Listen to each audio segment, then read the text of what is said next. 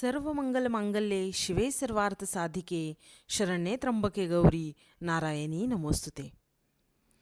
गुरुवार दिनांक 2 एप्रिल 2026ला आहे चैत्र पौर्णिमा. आपल्या कुलदेवीचा मानसन्मान करून तिला प्रसन्न करण्याचा हा दिवस, त्यामुळे सगळ्यांनी न चुकता या दिवशी आपल्या कुलदेवीची सेवा ही केलीच पाहिजे. ज्या लोकांना चैत्र नवरात्रामध्ये देवीची सेवा करणे नाही जमले, त्यासाठी चैत्र पौर्णिमा हा दिवस अतिशय महत्त्वाचा आहे. कारण या एका दिवसाच्या सेवेनेही आपली कुलदेवी माता भगवती आनंदी होऊन आपल्याला तिचा कृपा आशीर्वाद देत असते. ती सेवा अशी आहे की या दिवशी शक्य झाल्यास उपवास करावा. नसेल जमत तर नाही केला तरी चालेल, कारण खरी श्रद्धा, खरी भक्ती सर्वश्रेष्ठ. पण सगळ्यात महत्त्वाचं म्हणजे जर तुमच्या घरात कुलदेवीचा टाक असेल किंवा मूर्ती असेल तर तिची शुद्ध पाण्याने किंवा पंचामृताने अभिषेक करावा.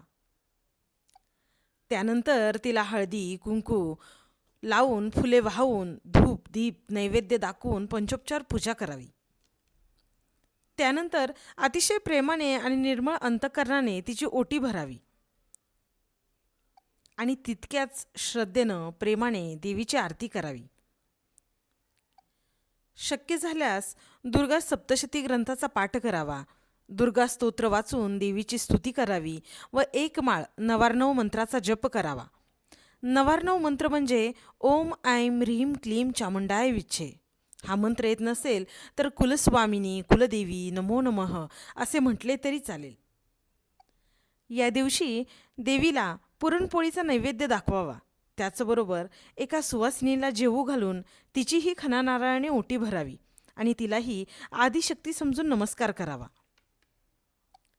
त्यानंतर आई भगवतीला, जगदंबेला नमस्कार करून आजपर्यंत माझ्या कुळाचा उद्धार केलास, रक्षण केलंस त्याबद्दल कृतज्ञता व्यक्त करा.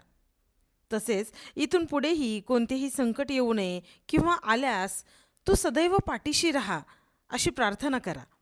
आणि बघा, आई भवानी सदैव तुमच्या पाठीशी उभी राहून तुमचं रक्षण करेल. आता बऱ्याच जणांना हा प्रश्न पडलेला असेल की पौर्णिमा 1 एप्रिलला सकाळी 7 नंतर चालू होत आहे, म्हणजे पौर्णिमा पूर्ण दिवस 1 तारखेला असणार आहे. तर मग त्याच दिवशी उपवास व देवीची सेवा का करू नये? तर सूर्योदयाच्या वेळेला जी पौर्णिमा असते त्या पौर्णिमेला आपण उपवास व देवीची सेवा करतो.